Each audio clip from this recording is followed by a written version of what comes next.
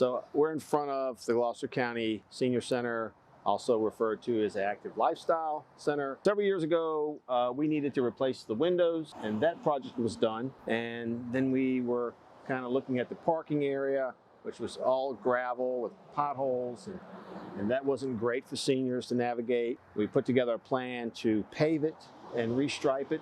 And then as trucks came in for Meals on Wheels materials deliveries, sometimes they'd catch the power lines. So we took those down and buried them under the parking lot before we paved. There was a walk-in freezer out here, a large iconic size freezer.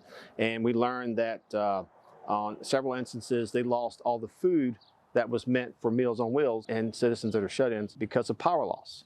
So we partnered with Bay Transit to move this freezer down to the Bay Transit facility, which has a generator.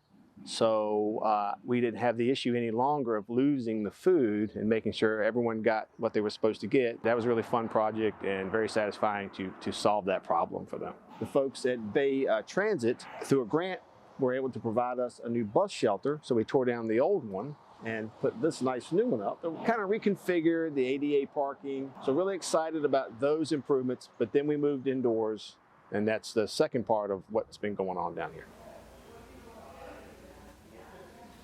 I've been working on the Senior Center for about 6 or 7 years with the facilities management team.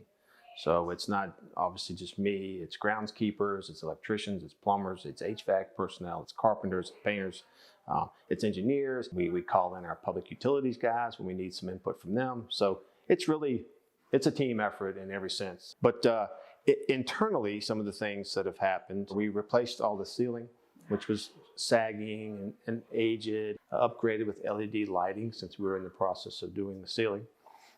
Then we decided to go ahead and paint the entire inside of the facility and brought them into the color scheme we already use with a lot of county buildings. Rolling into that, a couple other requests were made. One was a closet here to store some dry goods from Meals on Wheels. So we built that closet for them so they could secure material inside. Then there was a request to upgrade the bathrooms, both restrooms. There were male and female restrooms, obviously, but the predominant user here are females. So we turned one restroom into a unisex, ADA compliant restroom, and then just cleaned up and remodeled the dedicated ladies' room.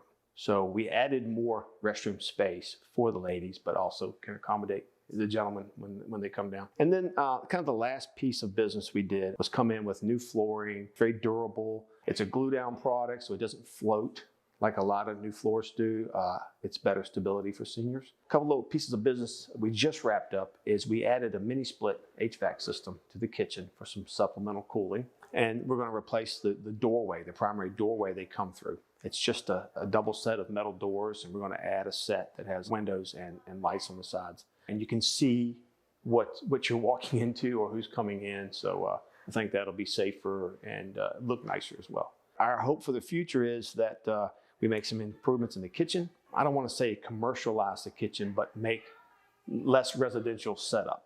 And we'll put that plan together moving forward with the county administration and see what that's going to look like. It's just been an ongoing process, a lot of well thought out projects, a lot of support from the board.